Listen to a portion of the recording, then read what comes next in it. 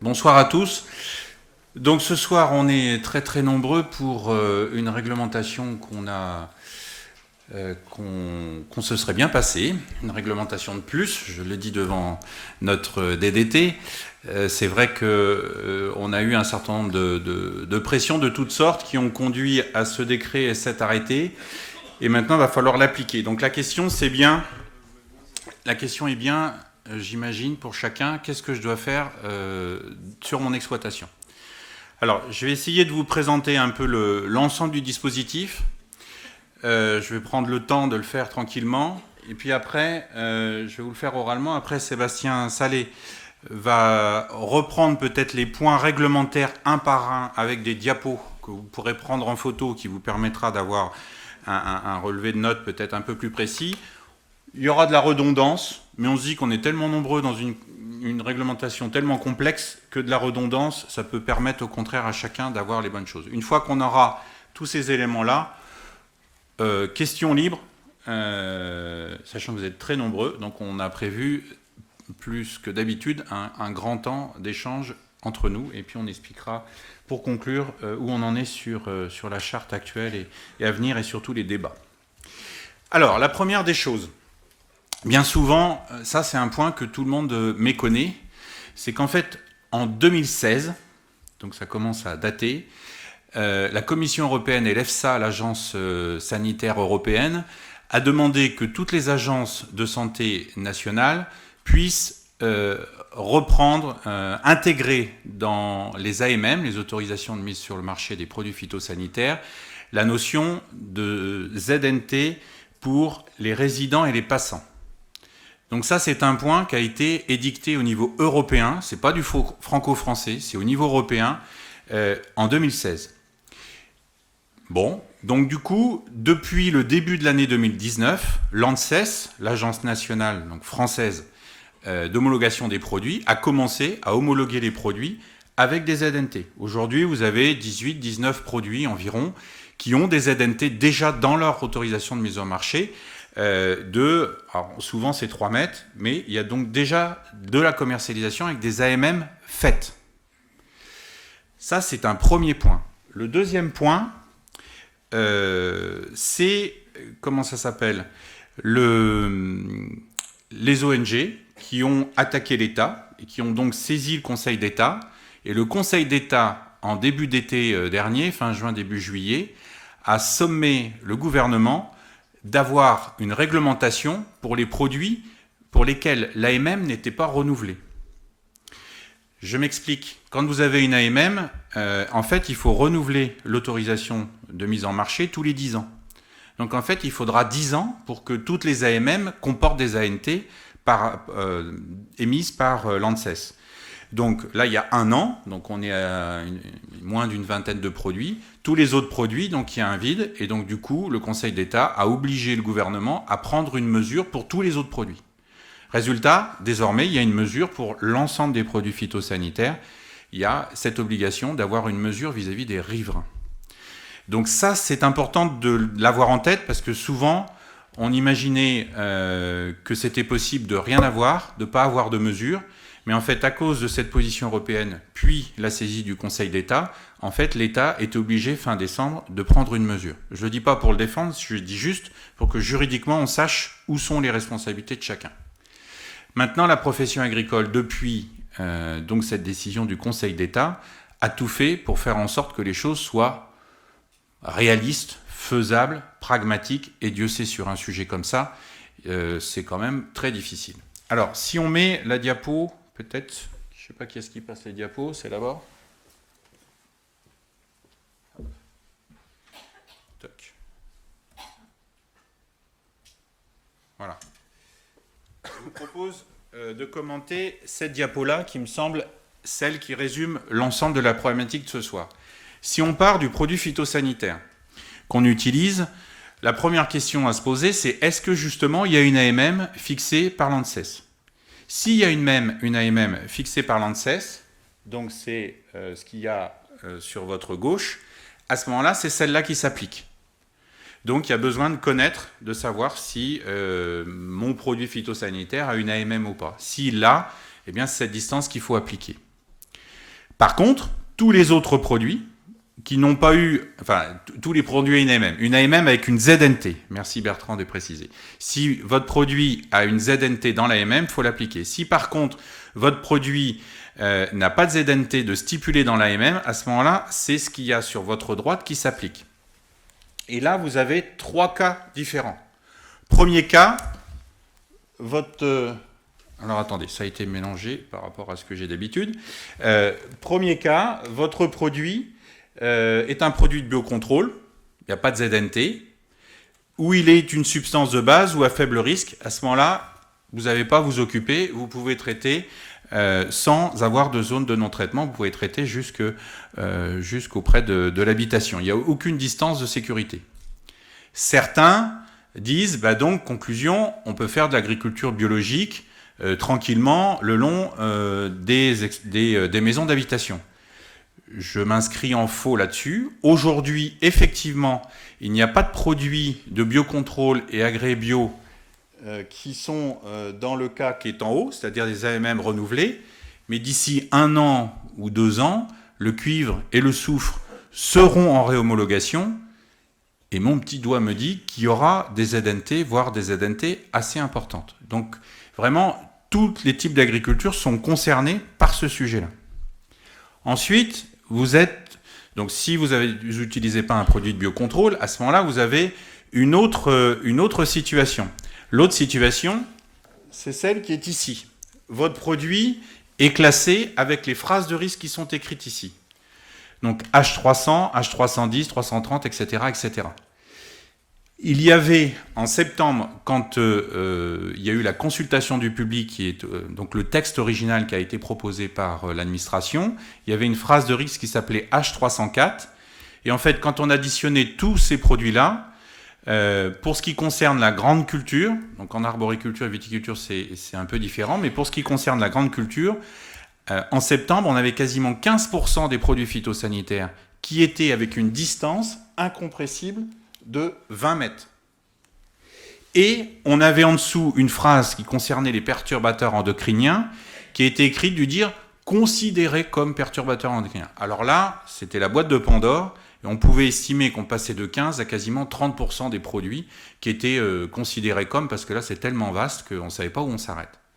Le travail qui a été fait a permis de reconnaître que la phrase de risque H304 n'avait pas lieu d'être, donc elle a été enlevée, a permis également de reprendre ce qui était écrit dans le texte européen en termes de perturbateurs endocriniens, ce qui fait qu'à l'heure où je vous parle, suivant le travail qui a été fait notamment par les instituts techniques tels que Arvalis, en grande culture encore, tout ce groupe-là ne représente que, on s'entend, c'est-à-dire au lieu des 15%, on est passé à 1,43% des produits en volume, le volume vendu de ces produits concernés.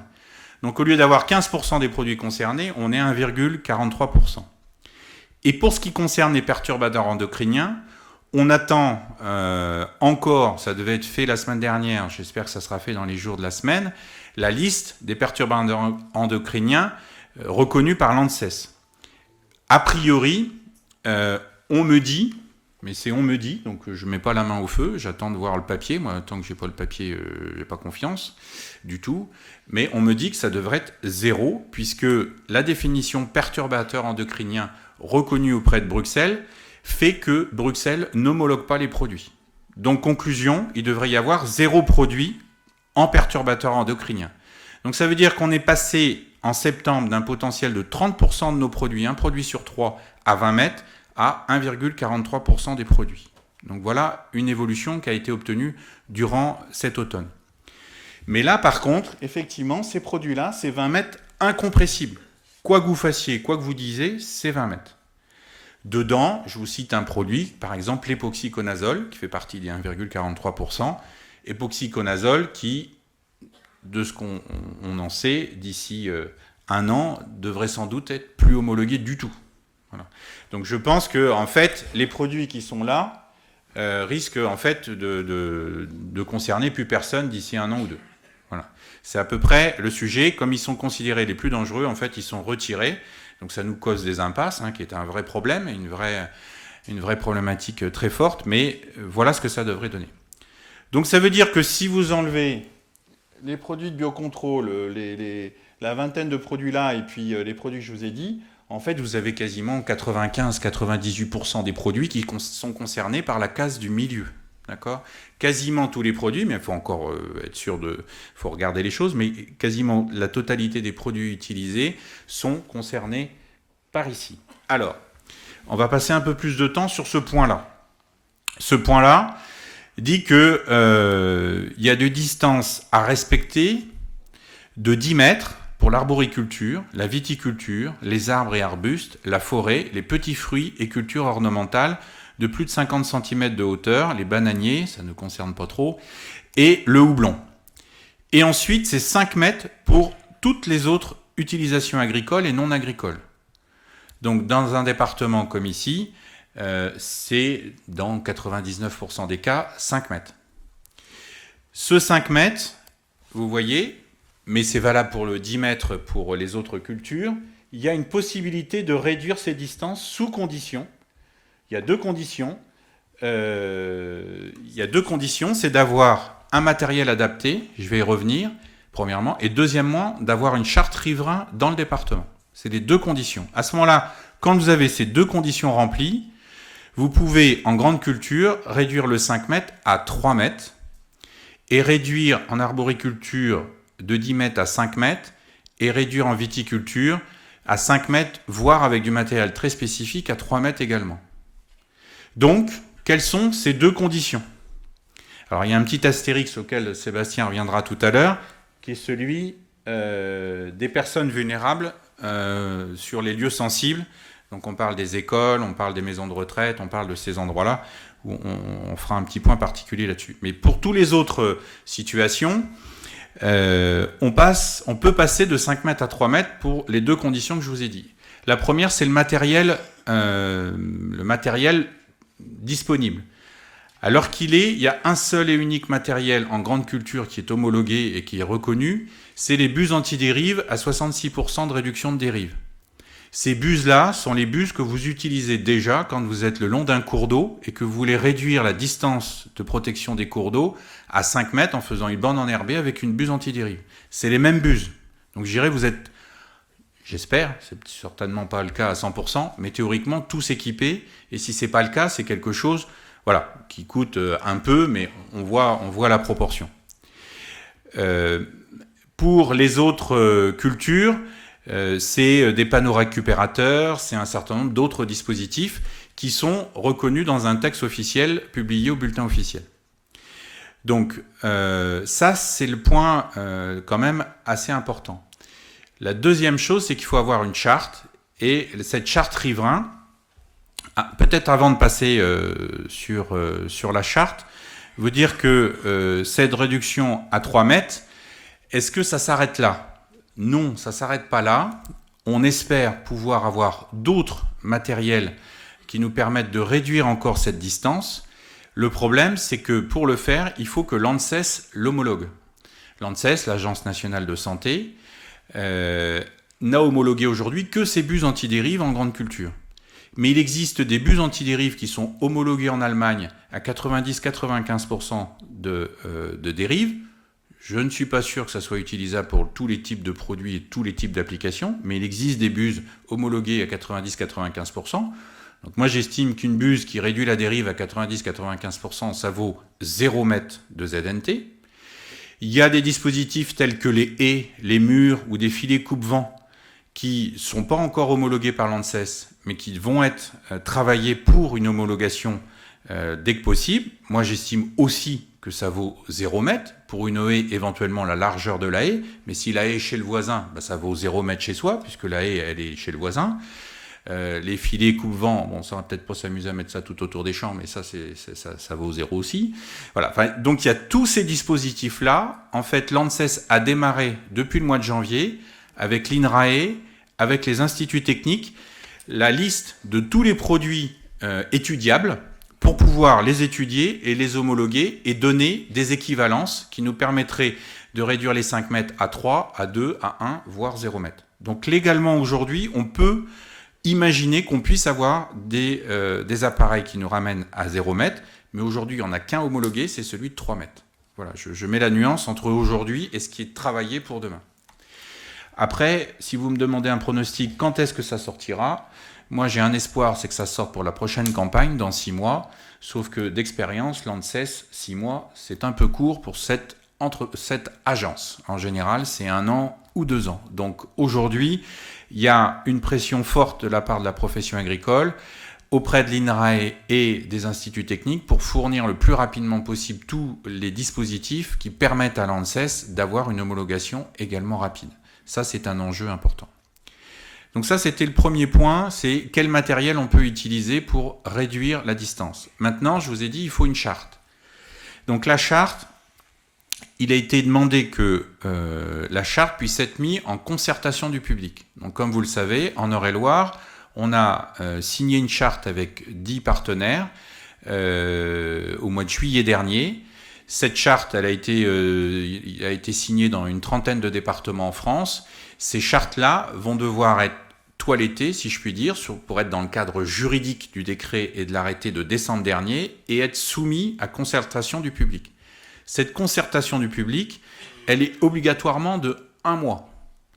Et ensuite, une fois que la concertation est finie, donc c'est sur un site internet où tout le monde va pouvoir dire ce qu'il a envie de dire par rapport à la charte, et ensuite, au bout d'1 mois, le préfet a 2 mois pour donner un avis favorable ou défavorable. Si c'est un avis défavorable, à ce moment-là, on aura 2 mois pour faire les modifications pour que cette charte soit homologuée. Donc vous voyez, le temps de rédiger la charte, le temps de la concertation, le temps de l'avis du préfet, plus 2 mois, on est à 6 mois. Donc ce qui veut dire que on n'a pas de charte avant 6 mois, donc ça veut dire que la réduction de 5 à 3 mètres, on ne peut pas le faire aujourd'hui. Et ça fait partie des revendications qu'on a poussées très fortement. Et la semaine dernière, le gouvernement a dit « Ok, je reconnais que je suis incohérent puisque je vous demande, si vous avez du matériel, je vous donne la possibilité, si vous avez du matériel adapté, de réduire à 3 mètres, mais je vous empêche de l'appliquer puisque l'administration vous oblige à avoir un délai de 6 mois d'homologation des chartes. » Conclusion la semaine dernière, ils ont dit « Si la charte, dès que la charte est déposée sur le site internet, le premier jour, à ce moment-là, les agriculteurs du département pourront passer de 5 à 3 mètres, appliquer la réduction. » Donc du coup, la patate chaude est revenue de notre côté, puisque maintenant, on a la pression pour arriver à rédiger cette charte le plus rapidement possible, la déposer le plus rapidement possible, et faire en sorte que tous, ici, on puisse avoir une ZNT de 3 mètres. Voilà, donc je vous ai asséné de beaucoup de choses, j'espère que j'étais à peu près clair. C'est là où je vais peut-être encore 2-3 trucs que j'ai oubliés, mais que Sébastien va compléter avec des diapos pour reposer chacun des points. Et puis après, on ouvrira le débat avec la salle. Le point que je vous ai dit que je mettais de côté, c'est le sujet des personnes vulnérables, donc les écoles, les maisons de retraite, enfin voilà, tous ces endroits-là. Alors, tout le monde n'est pas concerné, parce que tout le monde n'a pas une maison de retraite ou une école ou quelque chose au bout de son champ, mais ceux qui sont concernés ont été appelés ou informés il y a déjà 2 ans ou 3 ans, je ne sais plus trop, puisque c'est un vieux texte, et ils avaient l'obligation de soit mettre une haie, soit respecter des horaires, par exemple pendant les horaires de cours de récréation ou de choses comme ça, et s'ils étaient dans l'impossibilité d'appliquer une règle ou l'autre, à ce moment-là, ils devaient appliquer une zone de non-traitement. Là, en décembre, le texte est sorti en disant que la zone de non-traitement était d'une distance incompressible de 5 mètres ou de 10 mètres, donc suivant les cultures, ce qui est écrit ici, mais sans la possibilité d'avoir une réduction inférieure à 5 mètres si on est en grande culture. Ce texte-là n'est pas encore bien clair. Du coup, on sait que l'administration est en train de refaire un nouveau décret sur ce sujet-là précisément. Et donc, d'ici 6 mois, on aura quelque chose d'un peu plus limpide. Aujourd'hui, dans le doute, ça veut dire qu'on est obligé de faire 5 mètres en grande culture le long de ces endroits-là. Mais j'avoue que, bon, on est un peu nombreux pour rentrer dans ces détails, mais j'avoue que là-dessus, moi j'attends encore un peu des précisions pour ces lieux particuliers, zones vulnérables. Maintenant, une fois que j'ai mis de côté ces lieux particuliers, vous allez me dire, c'est bien gentil, on parle des ZNT, mais où est-ce que ça s'applique ? Voilà, parce que c'est quand même peut-être un sujet que j'aurais dû te dire au début, mais c'est quand même pas un petit sujet. Où est-ce qu'on applique les ZNT ? On a entendu de tout, d'accord ? Il s'est dit tout, à la fois sur le terrain, mais aussi dans les administrations. J'irai plutôt d'abord dans les administrations et ensuite sur le terrain.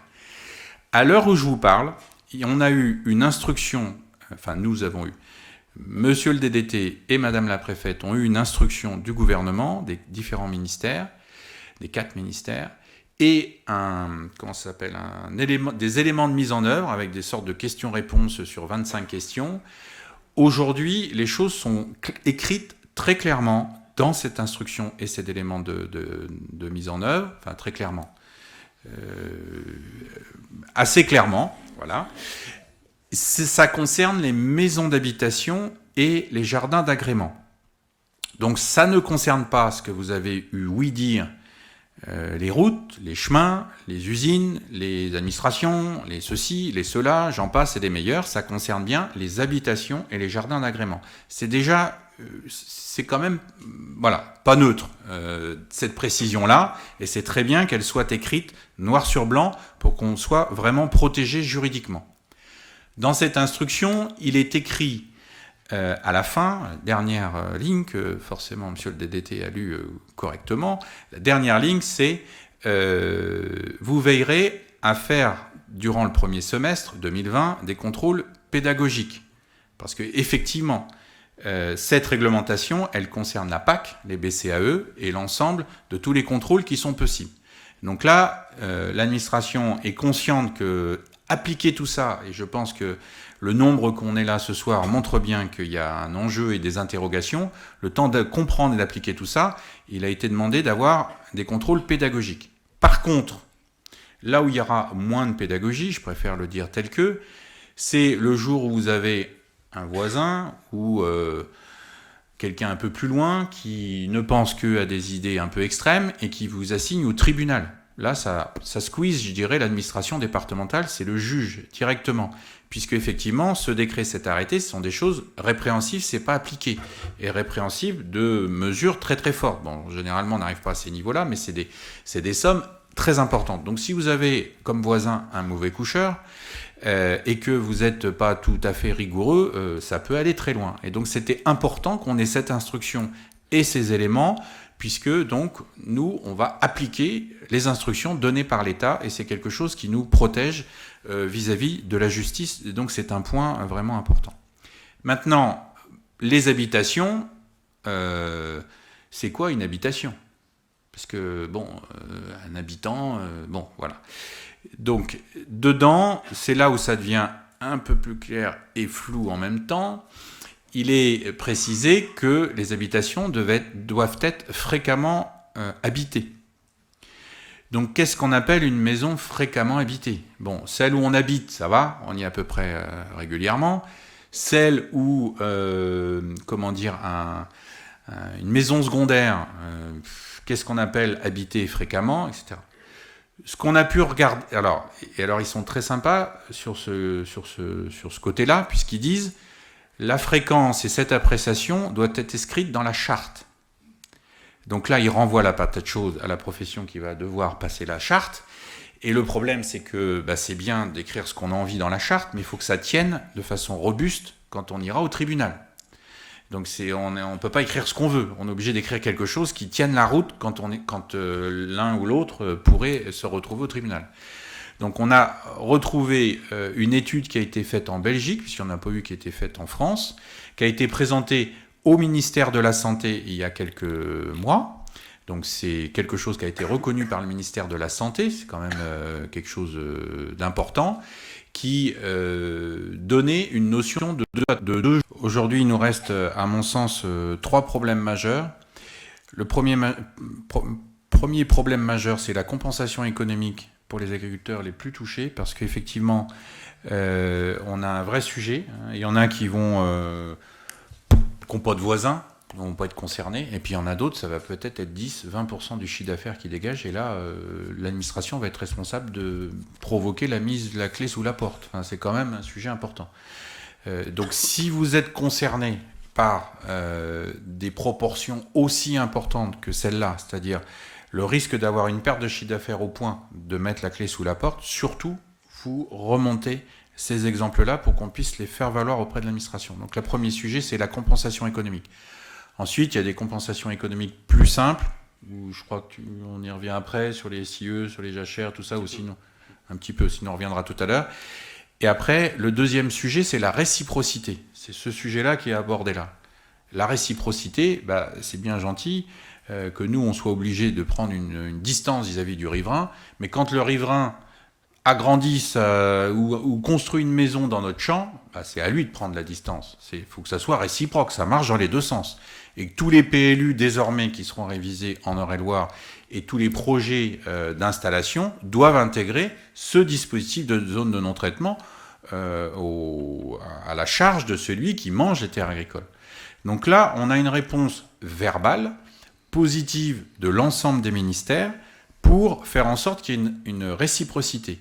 Ce qui est aujourd'hui étudié, c'est de sortir un décret, il nous dit sous 6 mois, pareil, on verra, qui obligerait une révision des règlements sanitaires départementaux. Donc ça cause à l'administration, ça cause peut-être pas à tout le monde, où dedans serait imposée la mise en place d'une haie pour toute construction qui se ferait sur des terres agricoles.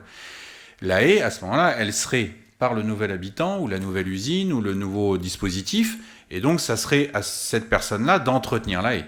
Déjà, premièrement. Deuxièmement, la haie, elle serait chez le voisin, et donc pas chez nous. Donc ça veut dire qu'on pourrait revenir à une ZNT 0 mètre. À condition que, troisième revendication, ce que je vous ai dit tout à l'heure, l'ANSES fasse son boulot urgemment de reconnaître la haie comme un dispositif équivalent aux ZNT. Parce que sinon, on va avoir la haie chez le voisin, puis en plus, il faudra faire une ZNT. Donc il faut quand même reconnaître la haie. Donc on a vraiment ces trois fers au feu, la compensation économique, la réciprocité des mesures et la reconnaissance de dispositifs adaptés.